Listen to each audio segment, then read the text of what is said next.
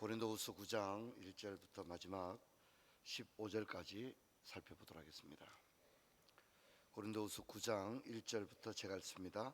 성도를 섬기는 일에 대하여는 내가 너희에게 쓸 필요가 없나니 이는 내가 너희의 원함을 알미라.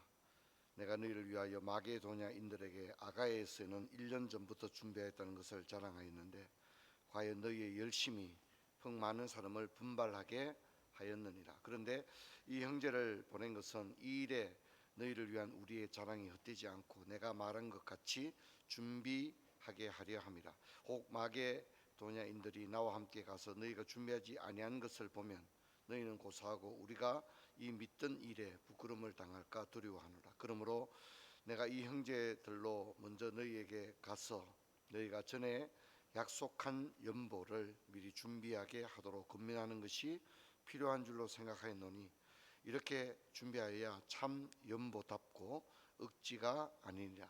이것이 곧 적게 심는 자는 적게 거두고 많이 심는 자는 많이 거둔다 하는 말이로다. 각각 그 마음에 정한 대로 할 것이요 인색함으로나 억지로 하지 말지니 하나님은 즐겨내는 자를 사랑하시느니라. 하나님이 능히 모든 은혜를 너희에게 넘치게 하시나니 이는 너희로 모든 일에 항상 모든 것이 넉넉하여 모든 착한 일을 넘치게 하려 하심이라. 기록된 바 그 흩어 가난한 자들에게 주었으니 그의 의가 영원토록 있느니라 함과 같으니라. 심는 자에게 씨와 먹을 양식을 주시는 이가 너희 심을 것을 주사 풍성하게 하시고 너희 의의 열매를 더하게 하시리니 너희가 모든 일에 넉넉하여 너그럽게 연보함은 그들이 우리로 말미암아 하나님께 감사하게 하려는 것이라. 이 봉사의 직무가 성도들의 부족한 것을 보충할 뿐 아니라 사람이 하나님께 드리는 많은 감사로 말미암아 넘쳤느니라. 이 직무로 증거를 삼아 너희가 그리스도의 복음을 진실히 믿고 복종하는 것과 그들과 모든 사람을 섬기는 너희의 후한 연보로 말미암아 하나님께 영광을 돌리고 또 그들이 너희를 위하여 간구하며 하나님이 너희에게 주신 지극한 은혜로 말미암아 너희를 사모하느니라. 말할 수 없는 그의 은사로 말미암아 하나님께 감사하노라. 아멘. 인사하겠습니다. 반갑습니다. 잘 주무셨죠? 자, 오늘 그 설교 제목을 너그러운 연보 제가 그렇게 정했는데 오늘 우리가 읽었던 9장은 어제 이어서 8장에 이어서 연보에 관한 말씀이 계속되어지고 있습니다. 펜이 있는 분은 한번 체크를 하면 좋겠는데요. 9장 5절을 보면 약속한 연보라는 말이 나옵니다. 이 9장에 연보라는 표현이 굉장히 많이 나옵니다. 9장 5절을 보면 약속한 연보 이렇게 나오죠. 9장 5절 하반절에 보면 참연보란 말이에요. 참연보 그렇게 나오죠. 자, 그다음 11절에 보면 너그러운 연보라고 합니다.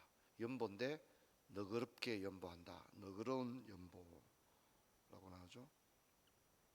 자, 그다음 13절에 보면 후한 연보 이렇게 나옵니다. 아마 성경 전체에서도 연보를 이렇게 다양한 표현으로 우리에게 이야기해 주는 것은 고린도후서 9장이 아마 전무하지 않을까 그렇게 생각되어집니다. 자, 먼저 이 고린도후서 9장 초반절을 보면 연보에 대한 고린도 교회의 모습을 이야기하는데 이건 고린도 교회를 칭찬하는 겁니다. 고린도 교회를 칭찬하는 겁니다. 제가 이 8장과 9장은 고린도 교회 현재를 나타낸다고 그랬죠. 고린도 교회를 칭찬하는 겁니다. 지금 이 현재 상황에서 고린도 교회가 칭찬받을 만한 일이 뭐냐? 연보라는 겁니다. 연보. 이것은 예루살렘 교회가 어려움을 당하게 되었는데 거기에 대해서 아가야에서, 이 아가야는 고린도를 말합니다. 그렇죠? 아가야에서 먼저 이 구제 헌금에 관한 운동이 일어났다는 겁니다. 그리고 나서 이 헌금에 관한 소식이 마게도냐에 전해지게 됩니다. 마게도냐는 어디입니까? 빌립보죠, 그죠? 빌립보. 그러니까 고린도 교회가 긍휼의 마음이 있었다는 거죠. 예루살렘 교회가 기근으로 고통을 당할 때 이 고린도 성도님들이 여기에 우리가 그냥 있어도 되겠느냐, 돕지 않아야 되겠느냐 하는 그런 얘기가 있었다는 겁니다. 9장 2절을 보면 이는 내가 너희의 원함을 압니다. 내가 너희를 위하여 마게도냐인들에게 아가야에서는 1년 전부터 준비했다는 것을 자랑했다. 이렇게 말하고 있죠. 그러니까 고린도 교회가 헌금하는 일에 자원했다는 겁니다. 우리 어제도 살펴봤는데 헌금의 첫 번째 원리가 뭐죠? 자원합니다. 제가 그랬죠. 여기도 보니까 1년 전부터 준비했다. 그래서 9장 1절을 보면 성도 섬기는 일에 대해서는 내가 너희들에게 할 말이 없다. 너희들이 잘하고 있다. 칭찬을 하고 있는 겁니다. 자, 오늘 우리가 보니까 연보라는 단어가 굉장히 많이 나오고 있는데 이 연보라는 단어는 율로기안이라는 뜻인데 이 연보라는 말은 헌금이라는 의미와는 조금 다릅니다. 그래서 한국 교회는 예전에는 헌금이라는 말을 안 쓰고 한국 초대교회는 어떤 단어를 썼죠? 연보라는 말을 썼습니다. 옛날 어른들은 연보 이 말이 굉장히 익숙합니다. 한국 교회는 헌금이라는 말보다 연보라는 말을 사용했거든요. 근데 연보라는 의미는 다양한 의미가 있습니다. 먼저 연보라는 의미에는 축복이라는 말이 있습니다. 축복. 연보라는 뜻이 축복입니다. 하나님의 축복을 받은 사람에 대한 반응이라는 거죠. 축복을 받는 사람이 그냥 있을 수 없잖아요. 그래서 감사하는 거죠. 그래서 이 연보라는 의미에는 축복이라는 뜻, 감사라는 뜻 이런 것들이 들어 있습니다. 그러니까 헌금 그냥 단순히 헌금이라는 말보다는 굉장히 아름다운 표현인 거죠. 연보. 자, 그런데 이 연보에 대해서 사도는 이 연보를 또 이렇게 표현하고 있습니다. 자, 12절 한번 볼까요? 봉사의 직무다 그렇게 말하고 있습니다. 연보를 뭐라고 말하고 있죠? 봉사의 직무다. 봉사의 직무다.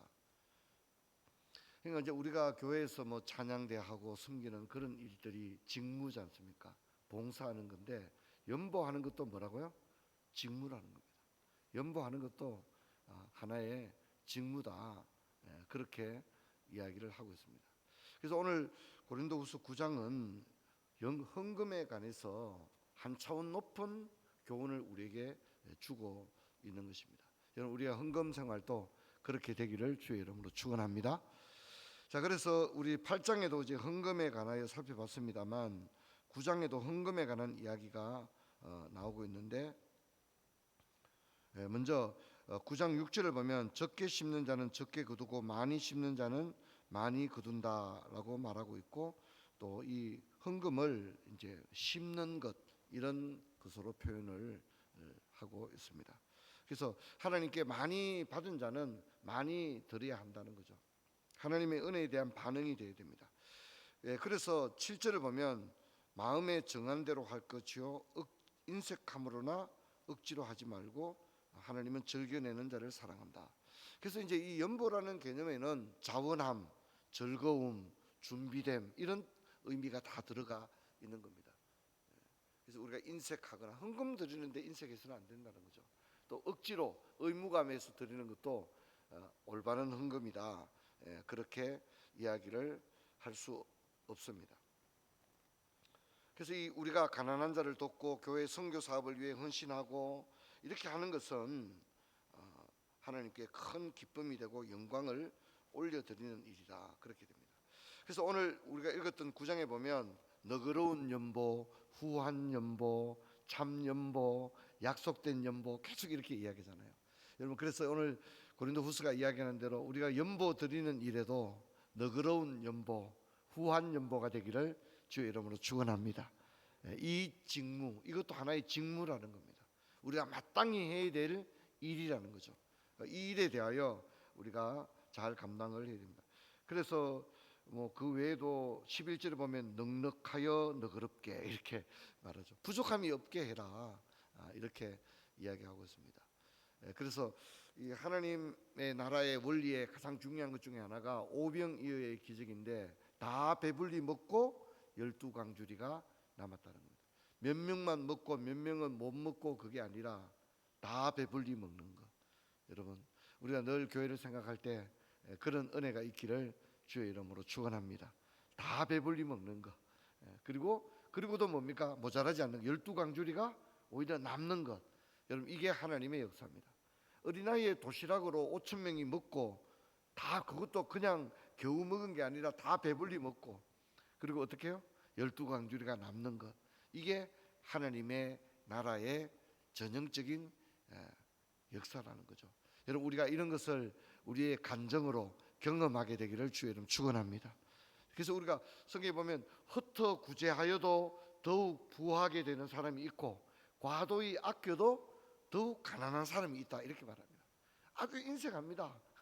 그런데 얼마나 아끼는지 모릅니다. 그런데 더 가난한 거예요.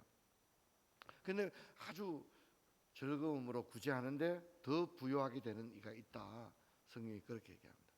여러분, 이 물질에 관한 부분은 사람이 다 물질에 약하잖아요. 그렇지 않습니까?